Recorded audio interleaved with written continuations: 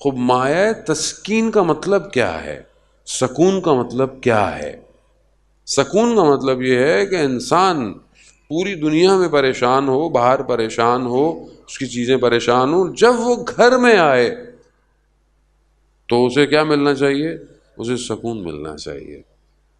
اب یہ آج معاشرے میں کیا یہ ہم سکون پرووائڈ کر رہے ہیں؟ صرف جو ہے وہ بدن کے سکون کی بات نہیں کر رہا قرآن پورے وجود کے تسکین کی بات کر رہا ہے۔ وہ آئیں دیکھیں اس گھر میں سکون کیسا ہے۔ اس گھر میں سکون ایسا ہے کہ مولا کائنات حضرت علی ابن ابی طالب علیہ السلام صلی اللہ علیہ محمد خود بی بی کی شہادت کے کئی عرصے بعد خود مولا فرماتے ہیں کہ میں جب بھی گھر میں داخل ہوتا تھا اور میری نگاہ سیدہ پر پڑتی تھی تو میرا غم، میرا حزن ختم ہو جاتا تھا۔ مایہ تسکین ہونا چاہیے خاتون کو۔ جب ہم یہ کہتے ہیں کہ اللہ ہماری بیٹیوں کو جو ہے وہ سیدہ سلام اللہ علیہ کی سیرت عطا فرما، اب یہ ایک سیرت ایک یہ ہے کہ یہ جب اپنے گھروں کو جائیں تو جو ان کا مرد جب گھر میں آئے تو اس کو سکون ملنا چاہیے۔ تو خوب یہ ظاہر ہے یہ سکون ایک دو دن میں تو ملتا نہیں ہے، اب اس کی تربیت کرنی پڑتی ہے۔ چہرے پہ اطمینان کیسے نظر آتا ہے؟ وہ کہ انسان کے اندر پریشانی کا باعث ہو۔ اور جانے محترم دو طرح کی ثروتیں ہیں، یعنی ثروت یعنی دولت۔ ایک ظاہری ثروت ہے کہ انسان ظاہری طور پر مال و دولت جمع کرے، ایک باطنی ثروت ہے۔ لوگ ظاہری طور پر امیر ہوتے ہیں لیکن باطنی طور پہ فقیر ہوتے ہیں۔ یہ کب آپ کو اندازہ ہوتا ہے؟ جب آپ اس سے ملتے ہیں، اس سے کوئی کام پڑ جائے، آپ کا کوئی زندگی میں کوئی ایسا واقعہ پیش آ جائے کہ جہاں وہ اس کو کچھ کرنا پڑے تو آپ کو لگے گا یار یہ تو اندر سے فقیر آدمی ہے، یہ تو اندر سے خالی ہے، کھوکھلا ہے، باہر سے اپنے آپ کو اتنا بڑا بنا کے گھوم رہا ہے۔ اور آج کی دنیا ہے ہی ایسی۔ آج کی دنیا ہمارے ظاہر کے لیے بنی ہوئی ہے۔ جتنی جو کشش ہے اس کے اندر، جتنا اس کے اوپر کام ہو رہا ہے، صرف ظاہر کے اوپر ہو رہا ہے۔ کپڑے ایسے ہونے چاہیے، لباس ایسا ہونا چاہیے، یہ برانڈ ہونا چاہیے، جوتے ایسے ہونے چاہیے۔ آدمی، میں افریقہ جانا زیادہ ہوتا ہے میرا، ظاہری طور پر سیاہ پوست، آپ کو پتہ ہے غریب ممالک میں ایک اچھی بڑی تعداد ان کی غربت کے اندر ہے، ظاہر ہے ان کے جتنے بھی معدنیات اور خزانے ہیں وہ نوچ ڈالے ہیں استعماری طاقتوں نے، لیکن ظاہری طور پر لیکن وہ جیسا بھی ہوتا ہے اس کو ہوتا ہے ظاہر جو بھی ہو، میرا فون اچھا ہونا چاہیے۔ ہمارے یہاں بھی یہ بہرحال ہے، کچھ ہو نہ ہو۔ اچھا بعض اوقات لوگ دوست سے بات آتے ہیں، کوئی میسج کرتا ہے بڑی مشکلات ہے، بڑی تنگی کی حالات ہے، لیکن واٹس ایپ چل رہا ہے۔ بندہ سوچتا ہے کہ یار مطلب اگر بہت مشکل تھی تو انٹرنیٹ کا پیکج کیسے خرید لیا اس نے؟ لیکن یہ ضروری ہے، یعنی باقی کچھ ہو نہ ہو یہ ضرور چلنا۔ خوب اس طرح ظاہری دنیا ہمارے ظاہر کو بنانے میں لگے اور ہم بھی اسی میں بھاگ رہے ہیں۔ ہم اپنے گھر کو بھی اسی دوڑ میں لے کے جاتے ہیں، اپنے بچوں کو بھی، بیٹا 100 میں سے اتنے نمبر لانے ہیں، تم نے یہ کاغذ ضرور لینا ہے، یہ ڈگری ضرور لینی ہے، تم نے یہ کرنا ہے، تم نے وہ کرنا ہے، تم نے انجینئر بننا ہے، ڈاکٹر بننا ہے، فلانی نوکری کرنی ہے۔ یہ نہیں بتاتے کہ تم نے اپنے باطن میں انسان بننا ہے۔ وہ پوری طاقت اسی میں لگی ہوئی ہے نا، پوری انرجی یہی ہے، یعنی معاشرے کی بھی انرجی یہی ہے، اطراف کی بھی، اسکول بھی یہی پڑھا رہے ہیں۔ اسکول کا ایجوکیشن سسٹم کیا ہے ہمارا؟ ایجوکیشن سسٹم ہمیں غلام بنا رہا ہے، آزاد تھوڑی بناتا ہے۔ وہ آپ دیکھیں بچہ ابھی KG1 KG2 یا اس میں جاتا ہے، کنڈر گارڈن میں جاتا ہے، اس وقت سے لے کے ماں باپ اس کے خواب بننا شروع کر دیتے ہیں، یہ بنے گا کیا؟ اس بننے کے لیے ٹیوشن میں بھی جائے گا، یہاں بھی جائے گا، وہاں بھی جائے گا، فلانا بھی جائے گا، محنت کرے۔ بچے کو قرآن پڑھایا؟ ہاں مسجد کے مولانا ہیں وہ پڑھا دیتے ہیں، تھوڑا بہت قاری واری ہیں یا محلے میں باجی ہیں وہ قرآن پڑھا دیتی ہیں، بھائی کچھ ہدیہ۔ ٹیوشن ایک کورس کا جو ہے وہ لیول کے 25-25 ہزار فیس دیں گے، اور وہ جو قرآن پڑھا رہا ہے اس کو 500 روپے بڑی مشکل سے نکلیں گے 2 مہینے کے بعد۔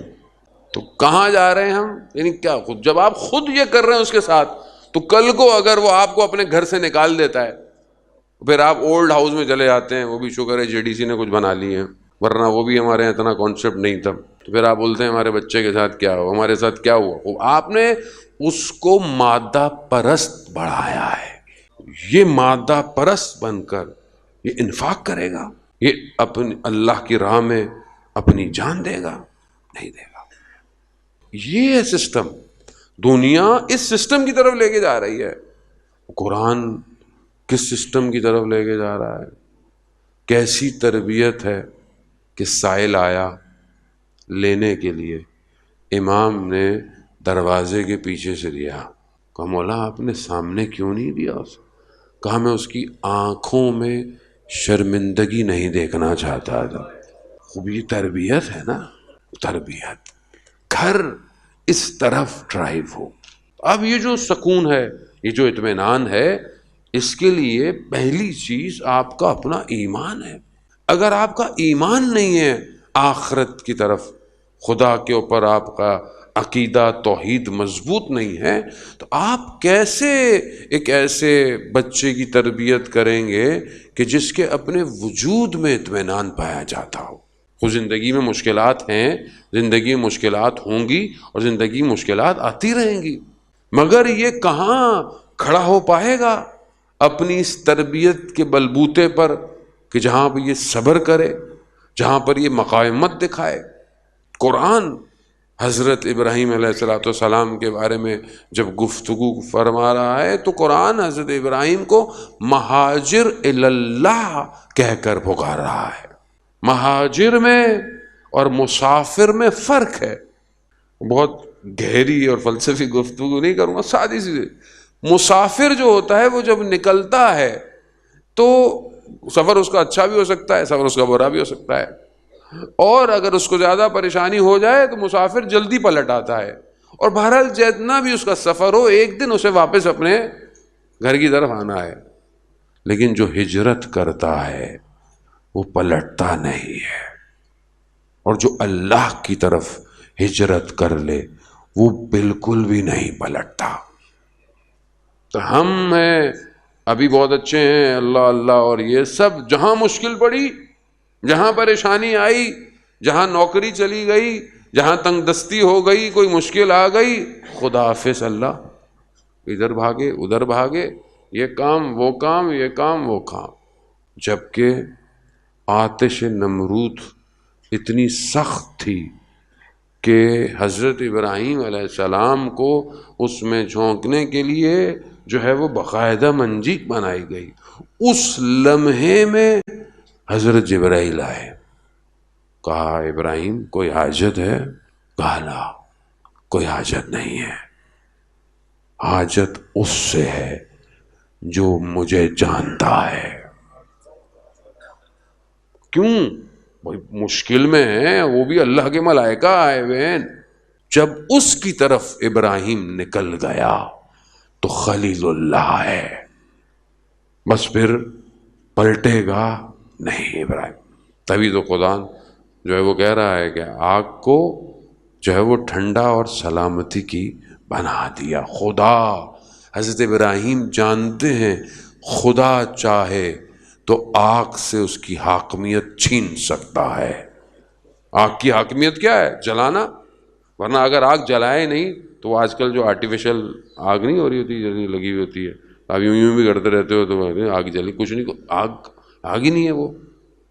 خدا اس کی حاکمیت چھین لیتا. کیوں؟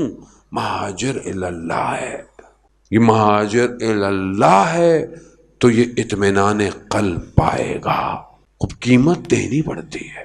جب کہہ دیا لا الہ الا اللہ، مشکل آئے گی، مشکل آئے گی.